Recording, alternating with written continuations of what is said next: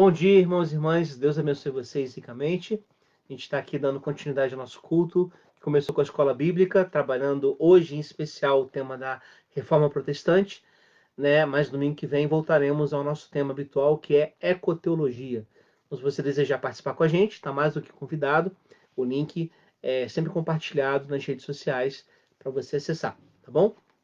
Hoje eu queria meditar com você, então, sobre um texto que está em Lucas, no capítulo 9. Eu faço a leitura a partir do versículo 27. Lucas 9, 27.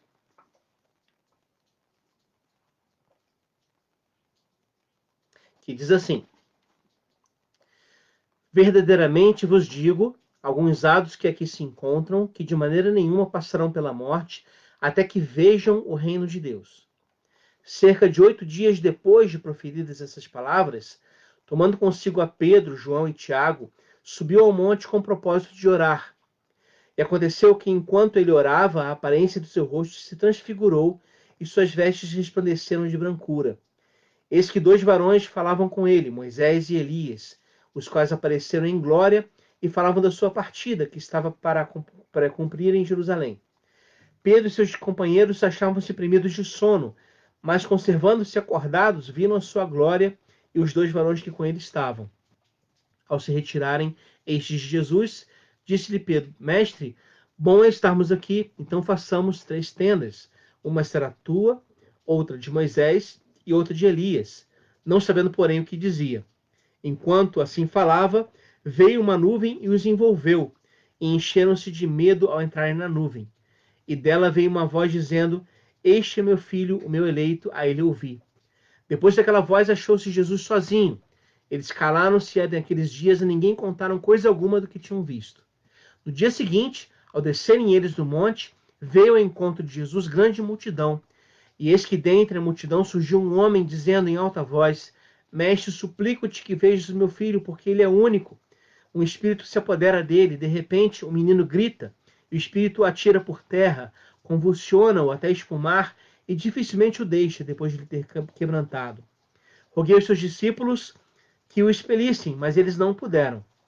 Respondeu Jesus: Ó geração incrédula e perversa, até quando estarei convosco que vos sofrerei? Traz o teu filho. Quando ele se aproximando, o demônio o atirou no chão e o convulsionou. Mas Jesus repreendeu o espírito imundo, curou o menino e o entregou ao seu pai. E todos ficaram maravilhados diante da majestade de Deus. Deus abençoe a leitura da sua palavra, em nome de Jesus.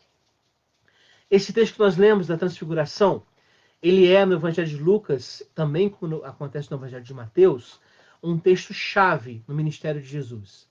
Porque é um texto que, a partir daqui do Evangelho de Lucas, na verdade, representa um momento de mudança no ministério de Jesus, um momento de, agora, de ir rumo a Jerusalém. Né? Segundo a narrativa, Jesus coloca o intrépido desejo de ir para Jerusalém logo após esse momento. Em Mateus não há essa ênfase na jornada para Jerusalém, mas também esse momento da transfiguração é um marco na história do Evangelho e do próprio Jesus, porque representa o cumprimento, digamos assim, da plenitude do reino em Jesus. Porque aqui nós temos um Jesus glorificado, um Jesus que tem a veste brilhando, né, como neve e o rosto brilhando como sol. Nós temos aqui, então, uma experiência que no ambiente judaico fazia lembrar o próprio Moisés, quando descia do monte com o rosto brilhando.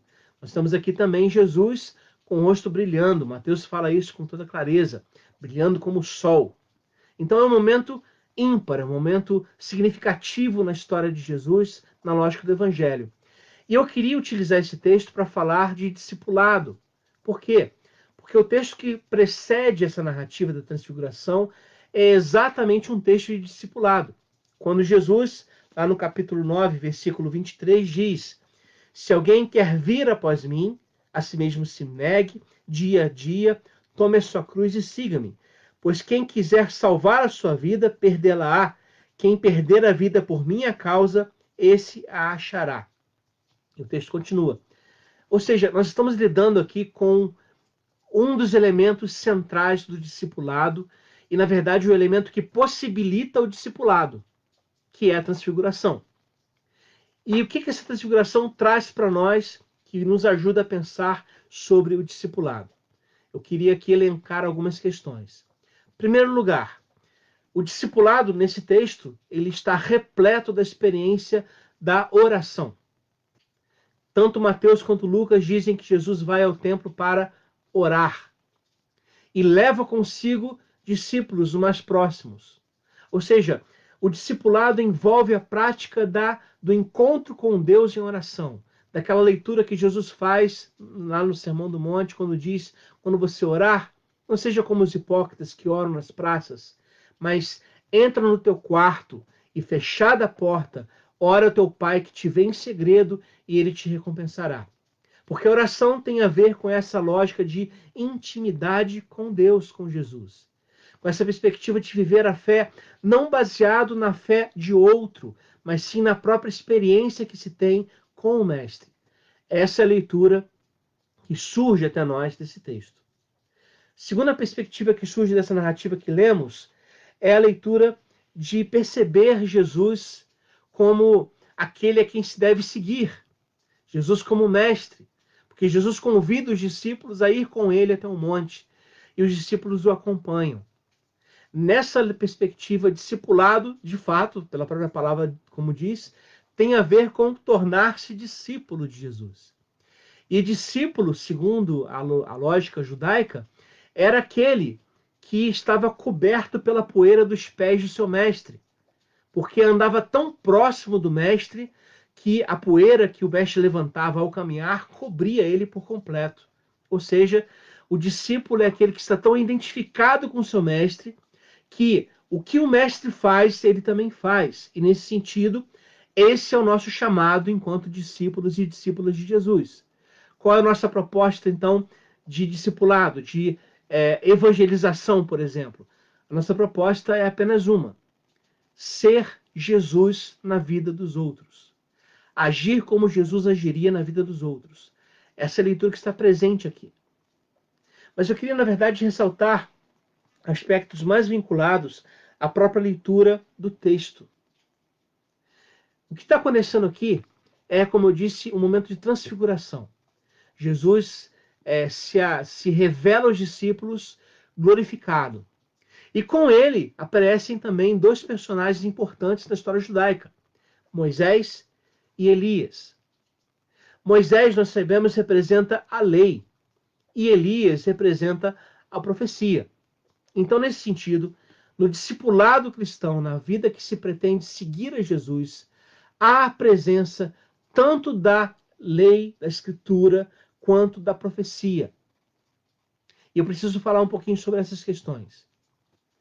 A escritura está presente, mas na narrativa, como nós lemos aqui, quando os discípulos olham novamente para Jesus, depois da experiência da nuvem e de ficarem com medo, de ouvirem a voz vinda da nuvem, eles escutam e veem apenas a Jesus de Nazaré. Não veem mais nem Moisés e nem Elias. O que isso significa?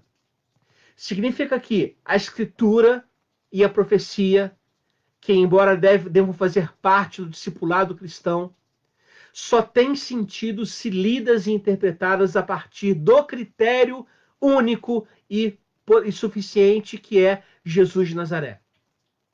Então a escritura, ela gera vida na vida dos outros, se lida a partir de Jesus. A profecia é elemento de crítica que denuncia a prática do pecado, as injustiças praticadas e que anuncia a lógica do reino, se feito a partir de Jesus. Porque Jesus é o centro da narrativa nesse texto. Jesus é o centro do discipulado. Os discípulos aqui que estão vendo a experiência de ver Moisés e Elias lá no monte conversando com Jesus, eles depois, como eu disse, enxergam apenas a Jesus. Ou seja, a maneira correta de interpretar a Escritura é a partir de Jesus. Se eu não leio a Escritura, se eu não leio a Bíblia com o olhar de Jesus de Nazaré, eu vou utilizar esta Bíblia como arma contra outros. Se eu não leio a Bíblia com o olhar de Jesus de Nazaré, eu vou me achar no direito de monopolizar o acesso ao sagrado e à Escritura. E vou utilizar este instrumento como instrumento de morte, seja literal, seja simbólico. Se eu não utilizar Jesus como chave hermenêutica, eu vou estar fadado a reproduzir leituras literalistas, fundamentalistas, que são por si só prejudiciais à vida humana, porque irão dar continuidade a estados como preconceitos raciais, preconceitos de gênero, a divisões de todo tipo, a hierarquias de todo tipo. Mas quando eu leio a Bíblia a partir de Jesus de Nazaré, quando eu leio a Escritura a partir da palavra encarnada, aí sim, a Escritura se torna um lugar de vida, se torna um lugar de encontro com Deus. Se eu vejo Moisés a partir de Jesus, eu não vejo mais Moisés, eu vejo Jesus. E é Jesus que me ajuda a interpretar corretamente Moisés. Entendam o que eu quero dizer aqui? E de igual maneira, se eu vejo a profecia apenas sem o olhar de Jesus, eu posso correr o risco de reduzir o evangelho a mera leitura política. Mas, se eu vejo a profecia com o olhar de Jesus, eu integro na profecia toda a dimensão da vida de Jesus, que é uma vida de profeta. Então a minha profecia não será, ela será também essa questão política de denúncia de injustiças, mas ela será feita a partir da lógica do Evangelho de Jesus.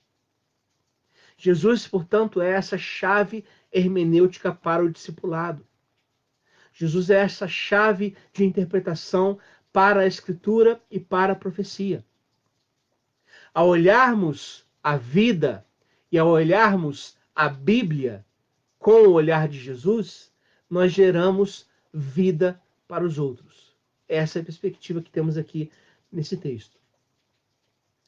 E aí, continuando na narrativa, nós podemos enxergar o seguinte: na transfiguração, quando os discípulos enxergam Jesus de novo, e aí Pedro diz: é bom a gente ficar lá em cima, né, no monte, vamos fazer tendas, uma para ti, uma para Moisés, outra para Elias, mas diz o texto que ele não sabia o que dizia. Vem uma nuvem que os envolve e uma voz que diz: este é o meu filho, o meu amado, a ele ouvi. Nós então praticamos a lógica do discipulado quando ouvimos a Jesus. E ouvir a Jesus hoje é ouvir o seu Espírito. O Espírito de Deus que sopra onde quer, que a gente não sabe nem de onde vem nem para onde vai. O Espírito de Deus que está clamando à igreja, aquele que tem ouvidos, ouça o que o Espírito diz às igrejas. Esse Espírito de Deus que nós não temos o controle sobre ele, que nós não podemos transformar a sua ruá num vento de ventilador, desligando ou diminuindo, mas precisamos estar sensíveis e abertos a essa ruá que vem sobre nós, que é destrutiva de estruturas ímpias e problemáticas, mas é geradora de vida e de criação. Quando estamos abertos a isso, nós estamos de fato atendendo a essa voz aqui da nuvem, ouvindo a Jesus. Porque o Espírito Santo, gente, é o Espírito que guia a igreja hoje.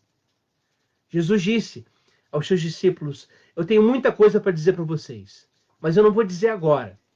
Porém, quando aquele Espírito da verdade vier, ele vai revelar a vocês tudo que é meu e vai transmitir a vocês. Ou seja, Jesus envia o seu Espírito para que o Espírito mesmo ajude a gente a atualizar a sua mensagem para novos tempos.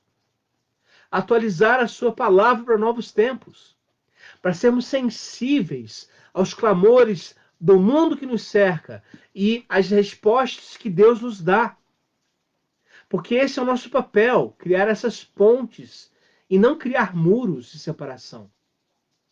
Ao criarmos pontes, nós estamos estabelecendo caminho para um discipulado sadio e integral e integrador. Essa leitura que está aqui. Então, ouvindo a Jesus. E aí, uma última questão que eu queria chamar a atenção para esse texto. O discipulado quando é encontro verdadeiro com Jesus. O discipulado, quando nos coloca na leitura da palavra, a partir do olhar de Jesus. O discipulado, quando nos coloca na prática da profecia, segundo Jesus também foi profeta. Este discipulado certamente nos levará ao encontro de quem sofre. Jesus não fica no monte. Ficar no monte, segundo o próprio texto diz, é coisa de quem não sabe o que está falando. O caminho é seguir Jesus. Jesus desce do monte. E ao descer do monte, a primeira pessoa que ele encontra é um pai desesperado por causa do filho que sofre, endemoniado, que sofre já há muito tempo. Olha só. No Evangelho de Mateus, essa narrativa acontece de uma forma bem interessante. Eu queria convidá-lo a abrir no texto de Mateus, no capítulo 17, para a gente concluir aqui a narrativa. Depois da transfiguração, versículo 14, diz assim: